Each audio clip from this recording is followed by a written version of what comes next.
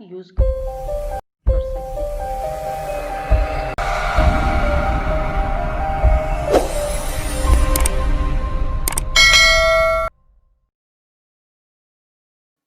Assalamualaikum.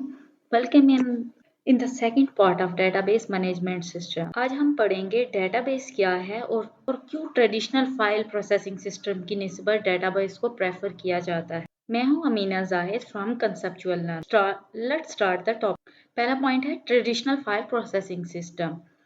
सबसे पहले traditional file processing system का मतलब ये है जो फाइल्स में आप डाटा सेव करते हो। अभी आप किसी ऑफिस में चले किसी जहाँ पे बहुत सारी फाइल्स रखी हूँ तो वो सिस्टम जिसके जरिए डाटा फाइल्स में सेव किया जाता है वो फाइल प्रोसेसिंग सिस्टम कहलाता है।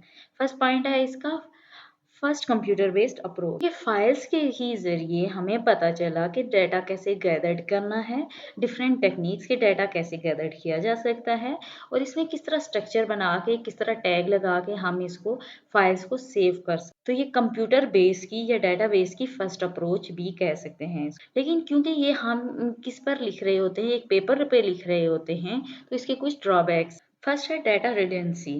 It is possible that the same information may be duplicated in different files. अगर आप किसी यूनिवर्सिटी में चलिए जहाँ पे फाइल प्रोसेसिंग सिस्टम हो, फाइल्स का सिस्टम, अगर एक क्लास में 60 स्टूडेंट्स तो हर फाइल उनकी अपनी अपनी फाइल बनेगी और उसमें सेपरेट डाटा उनका सेव, तो जिसमें सबसे ज्यादा चांसेस ये हैं कि डाटा जो है मे बी किसी एक तरह का डाटा एक फाइल में स्टोर हो और कुछ डाटा किसी और फाइल में स्टोर हो। फॉर एग्जाम्पल एक डाटा लिख दिया हो, डाटा कुछ डाटा लिखा गया हो, फॉर एग्जाम्पल नाम हो गया, फादर नेम एक फाइल में हो और उसकी कौन से ट्यूटर उसको पढ़ाते हैं, उसके ग्रेड कौन है, मे बी किसी और फाइल। तो ये सबसे बड़ा उसका ड्रॉबैक है क्योंकि जब आप उसको दोबारा वो आपको डाटा रिक्वायर होगा तो उस टाइम वो बहुत ज्यादा डिफिकल्ट होगा आपके लिए सर्च। नेक्स्ट है आपका पॉइंट है डाटा इनकंसिस्टेंट।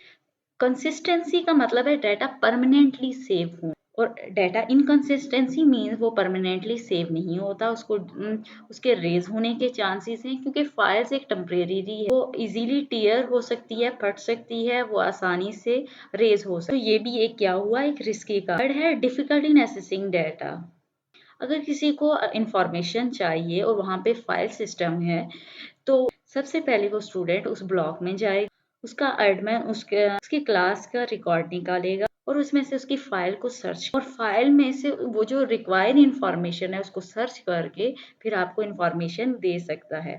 अगर एट ए टाइम बहुत सारे स्टूडेंट को इंफॉर्मेशन चाहिए तो ये बहुत ही डिफिकल्ट काम, तो फाइल प्रोसेसिंग सिस्टम इस लिहाज से भी बहुत ही मुश्किल। नेक्स्ट है हमारा लिमिटेड डाटा। इस तरह से सेम ऊपर वाली एग्जांपल में अगर बहुत सारे स्टूडेंट एट अ टाइम आ जाते हैं तो वो एक टाइम में एक ही स्टूडेंट को इंफॉर्मेशन निकाल के दे सकते हैं या फिर ज़्यादा एडमिन्स हों जिस पर खर्च भी ज़्यादा होगा, उनकी सैलरीज उनको ज़्यादा पे करनी पड़े, प्लस सब स्टूडेंट्स को अपनी टर्न का वेट करना पड़े और लिमिटेड टाइम में हम लिमिटेड डाटा ही इसमें शेयर कर सकते हैं जो कि सबसे बड़ा इसका ड्रॉबैक। तो इसीलिए इसके बाद जो है फाइल प्रोसेसिंग सिस्टम की फाइल की प्लेस किसने ले ली है, डेटाबेस ने। डेटाबेस मीन्स डाटा का रिकॉर्ड कंप्यूटराइज फॉर्म में रखना। अगर आपको डेटाबेस या डेटाबेस मैनेजमेंट की बेसिक नहीं पता तो उसके लिए आप मेरी फर्स्ट वीडियो देख सकते हैं। अब पढ़ते हैं कुछ फायदे डेटाबेस के क्या हैं। फर्स्ट है data integrity. Integrity mean permanently आपका डाटा वहां पर सेव हो सकता है डेटाबेस में, उसके डिस्कार्ड होने के, उसके रेज होने के चांसेस बहुत कम है। तो इस लिहाज से फाइल प्रोसेसिंग सिस्टम की निस्बत डाटा जो है वो डेटाबेस ज़्यादा बेटर है। सेकेंड पॉइंट है एक्यूरेसी ऑफ ए डाटा। जब आप कोई भी अपना registration, for example in case of student registration number enter करोगे तो आपको आपकी रिक्वायर्ड इंफॉर्मेशन एक्यूरेटली आपको मिले। नेक्स्ट है आपका quality of A data. Database की वजह से आपके जो डाटा की क्वालिटी है वो भी मेंटेन रहती। नेक्स्ट है हमारा डिवैलिडेशन। Process of ensuring that the data entered into the database is valid. Records validation rules check all fields before change to a records are safe. जब कोई भी डेटाबेस बना रहे हों तो उससे पहले उसके डाटा के बारे में कंफर्म कर लिया जाता है कि डाटा वैलिड है या नहीं। उसके लिए जो सिस्टम है या मैनेजमेंट है वो पहले से ही रूल बना रिकॉर्ड को अब में चेंज करने के लिए सबसे पहले सारी फील्ड उसकी चेक कर ली जाती हैं ताकि डेटाबेस में ही सारी इंफॉर्मेशन उसकी गैदर। फॉर एग्जांपल स्टूडेंट के केस में स्टूडेंट का नाम, फादर का नाम, उसके टीचर कौन से पढ़ाते थे, उसके सब्जेक्ट कौन से थे, वो एक ही जगह एक ही डेटाबेस बनाई जाती है और उसके स्पेलिंग सारी चीज़ें जो है वो वैलिड होती। नेक्स्ट है डेटा शेयर।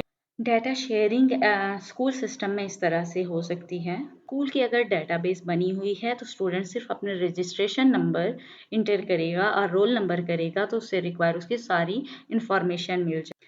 सेम इसी तरह से जिस तरह से एक एटीएम मशीन सिस्टम में आप सिर्फ उसका एटीएम कार्ड इंटर करते हैं तो आपको अ, तो उसके बारे में आपको सारी इंफॉर्मेशन मिल जाए।